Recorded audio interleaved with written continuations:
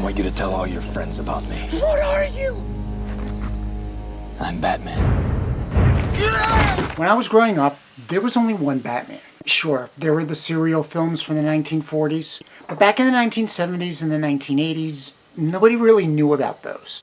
We didn't have the internet, and they weren't popular choices for the TV movies of the week on the UHF channels.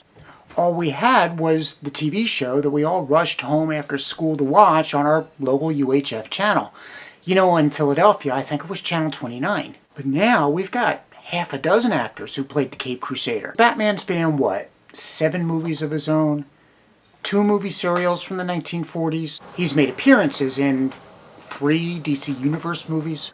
So now, we've got a lot more Batman actors to choose from. So who's my favorite Batman?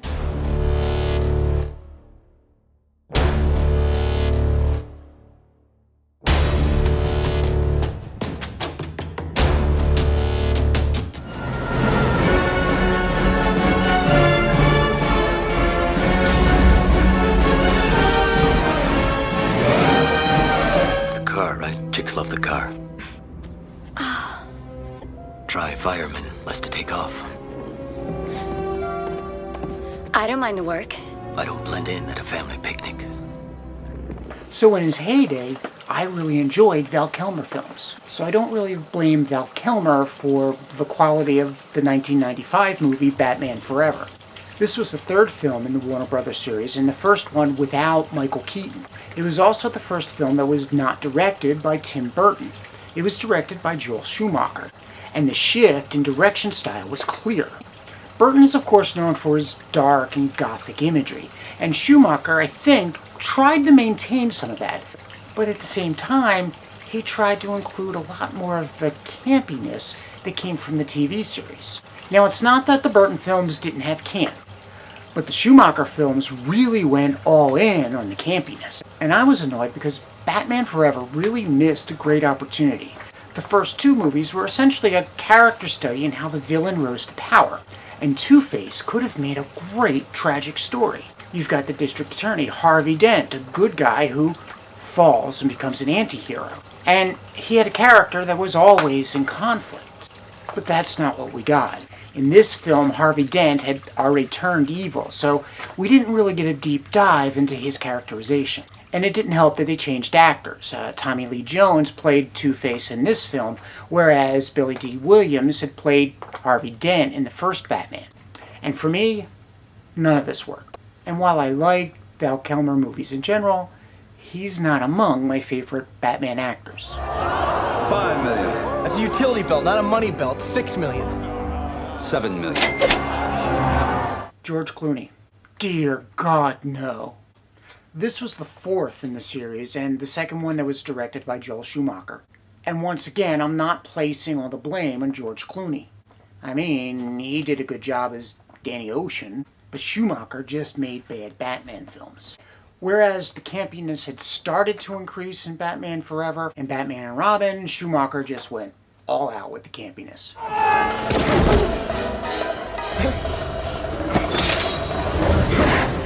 You get the ice, I'll get the Iceman. And there was a big contrast because I think Clooney was trying to play Bruce Wayne and Batman straight. But that was hard to do when you had Arnold Schwarzenegger and Uma Thurman playing their characters with all the camp that they could muster. Come on, sing! Louder, come on, sing, sing, sing! And it didn't help that this movie had the absolute worst, the Batman costumes. So, no, George Clooney is not among my favorite Batman actors. Oh, yeah. But it's only 9 o'clock, sir. I know, but they might be here ahead of time to catch you snapping. Get ready to do your stuff. When Batman was released in 1989, it was a big hit. And a lot of people wanted to cash in on the merchandising. So there were licensed products that started coming out of the woodwork. And one of those licensed products was the 1943 movie serial, Batman. I had never heard of it until then, and it was something that my parents had bought for me as a gift. The movie starred Lewis Wilson as Batman and Bruce Wayne. Okay, I can forgive that back in the 1940s, we had nowhere near the technology to do the special effects that we can do now. And yeah, that Batman costume was rather lame with those fabric ears. It wasn't very intimidating.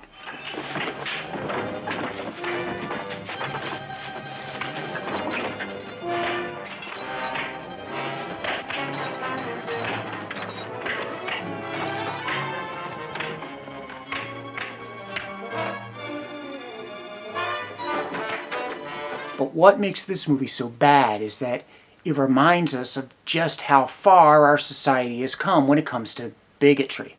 The bad guy was a secret agent from the Japanese government. And yeah, World War II was going on at the time, and that's when we thought it would be a funny joke if we poked fun at our enemies. No survivors. Another disaster due to the interference of the Batman. We can forget about the blueprints for the present. But there's one thing you must accomplish at once. Destroy the Batman. That's a great idea, but how? Wilson's portrayal? Very superficial. He didn't even get to the depth that Val Kilmer and George Clooney brought to the roles.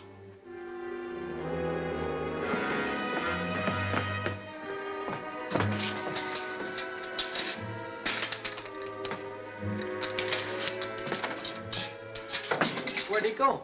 He was never there, Robin. That glass was a television screen. He was projected on it from his unknown hideout. Let's take a look at Morton. Robert Lowery. So it's 1949. The war is over. Time to do another Batman serial. This one was entitled Batman and Robin. And for Hollywood, the actor who played the guy in the mask was rather interchangeable. Now, it was only 6 years since they did the first serial, and Lewis Wilson was still active as an actor. But they didn't bother to bring him back. So this was just a low-budget film, something that they slapped together so that they can bring the kids into the movie theater and spend their whole Saturday there. It was a catastrophe.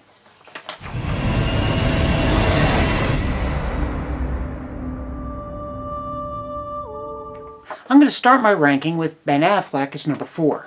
I was shocked. Shocked, I tell you, that Ben Affleck did such a great job as Bruce Wayne in Batman. And he didn't even get a full Batman movie to himself. My image of Ben Affleck was of the goofy sidekick in a film like Good Will Hunting, or Liv Tyler's love interest in Armageddon. You know, the film where Bruce Willis sacrificed himself in order to keep his daughter happy and to save the Earth. I thought he was a lightweight and that he couldn't pull it off. Boy, was I wrong.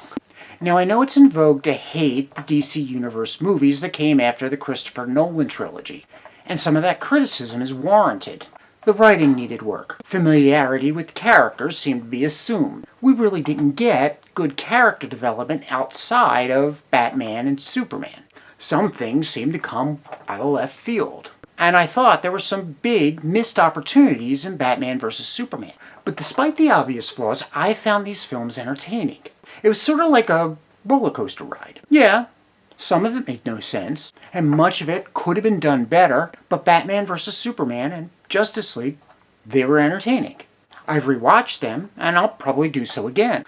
Ben Affleck's Bruce Wayne and Batman, that was the highlight of the films. In fact, one of the disappointments of Suicide Squad is that Ben Affleck really didn't have as big a role as I would have liked. We really didn't get much of Bruce Wayne going toe-to-toe with Amanda Waller. Not as much as I would have liked. In Batman vs. Superman, Affleck's portrayal as Bruce Wayne being highly suspicious of this powerful alien who came to Earth claiming to protect it, yet caused so much damage to the city of Metropolis, well, that was real. That was believable. Affleck's gritty Batman worked for me.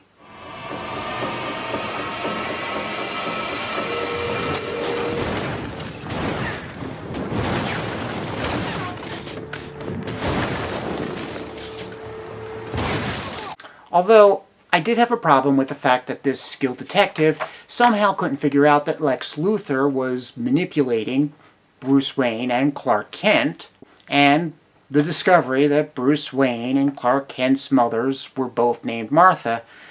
Yeah, that was given too much significance. But for the most part, I liked the film.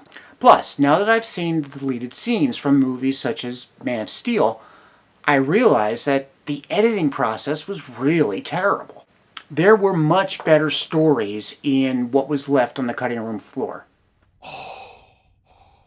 And I'm still not sure what that whole dream sequence in Batman vs. Superman was all about. In some ways, they tried to do too much in these films. In other ways, they did too little. But I don't blame Affleck. In fact, I was looking forward to a Ben Affleck film that was all about just Batman. But then again, this was the studio that sat on the idea of a Wonder Woman film for so long, so what did I expect? He's included in the Comedian's Hall of Fame after all. Maybe the paper made a mistake. Or else... Attention, ladies and gentlemen.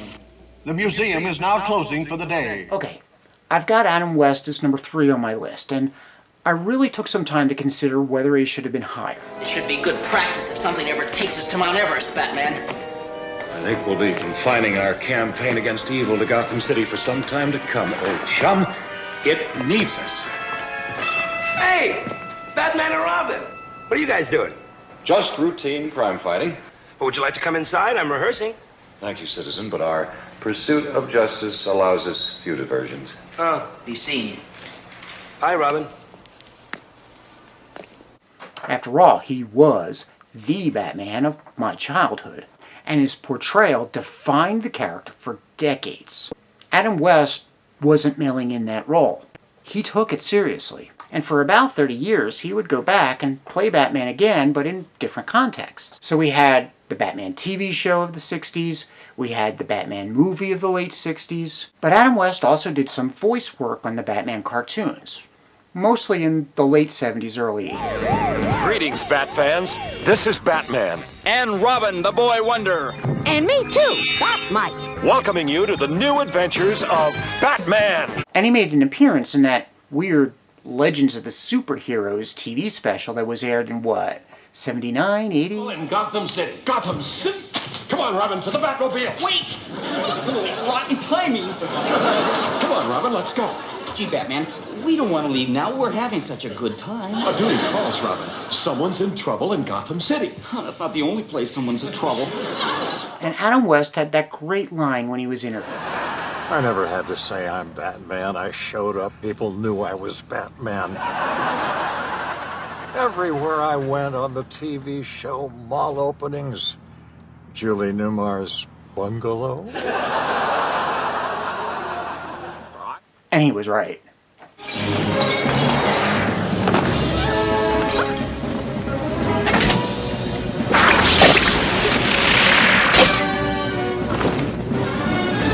Hold on. Michael Keaton makes number 2 on my list. My reaction to hearing that Michael Keaton was going to play Batman in the film that was essentially the beginning of the superhero genre, the 1989 film Batman, was pretty similar to when I heard that Ben Affleck was going to play Batman. I wasn't sure that he could do it. And to be fair, up until Batman, Michael Keaton was known as a comedic actor. Beetlejuice, Johnny Dangerously, The Dream Team, they were some pretty good comedies. But on the other hand, you had Night Shift and Gung Ho. They weren't very good. But they were all comedies. And I thought, what was a comedic actor doing playing the Dark Knight? As it turned out, Batman was the turning point in Michael Keaton's acting career. He defined the new Batman, at least for a decade or so. He played the role seriously. He played it with depth. You know, mistletoe can be deadly if you eat it. A kiss can be even deadly.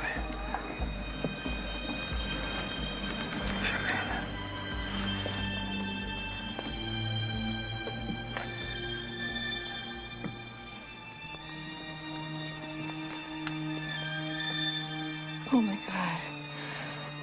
Does this mean we have to start fighting? Let's go outside.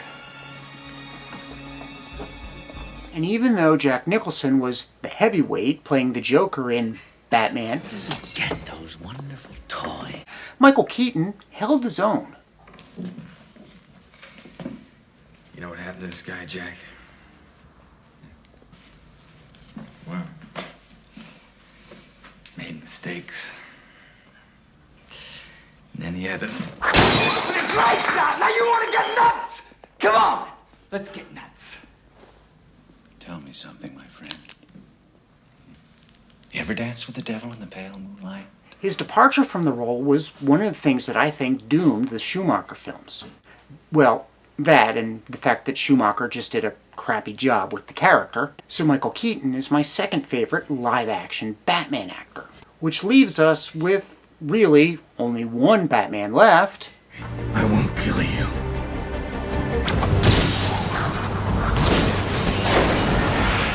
But I don't have to save you. Christian Bale is my favorite live-action Batman. His portrayal of Bruce Wayne in Batman Begins was kick-ass. I can still watch Batman Begins and The Dark Knight over and over again. Bale brings a true grittiness, a true edge to the character. I'm going to fight you again until I kill you. Can they kill me before breakfast?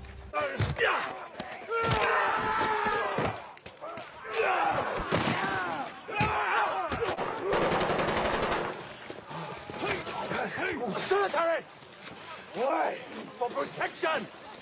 I don't need protection. Protection for them. Batman's not perfect. At times, it's hard to tell whether Batman's the hero or the villain in these films.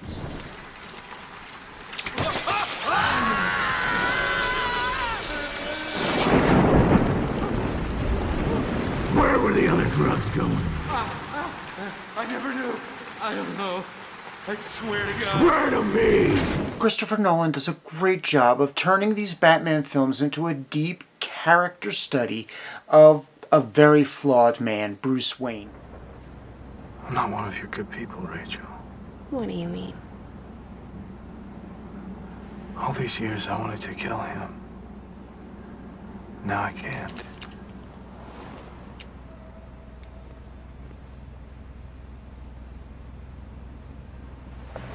And Bale was just the right actor for the job.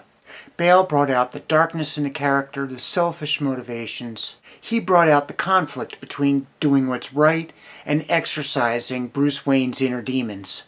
Now, of the three movies, I think Bale's performance in The Dark Knight Rises was probably the weakest, but it was still a damn good film. Tell me where the trigger is. Then you have my permission to die.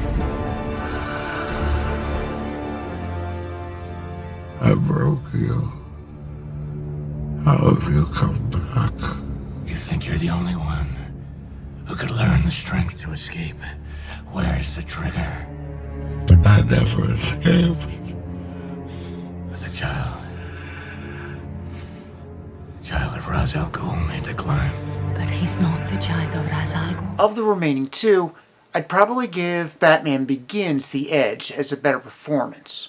But that's because of the three films, that's the one that's most focused on developing Bruce Wayne's character and expanding on his motivations.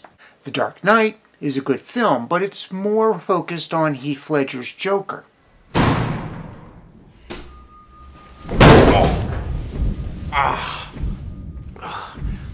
Never start with the head. The victim gets all fuzzy. He can't feel the neck. See? You wanted me. Here I am. Nonetheless, Bale still played an excellent foil to the Joker in that film. So to date, Christian Bale would be my favorite of the Batman actors. Okay, so I know there's a lot of apprehension about Robert Pattinson and his assumption of the role of Bruce Wayne in the upcoming film, The Batman. But I'm not so quick to make a judgment at this time. Sure, Pattinson's career is mostly defined by his role in the Twilight Saga. But Keaton and Affleck were both pigeonholed before they took on the role of Bruce Wayne, and playing Batman was the role that helped them redefine their careers. It's entirely possible that the same thing can happen to Pattinson. So this time, I'm going to keep my mind open and judge Robert Pattinson's performance on its own merits.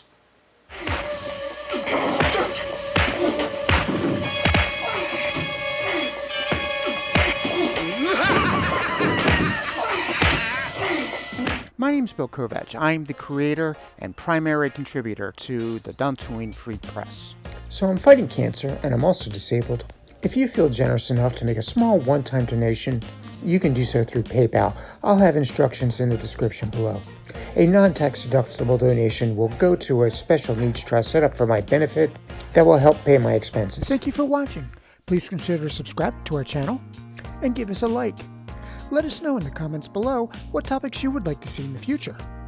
and hit that bell button if you would like to receive notification of whenever we release a new video.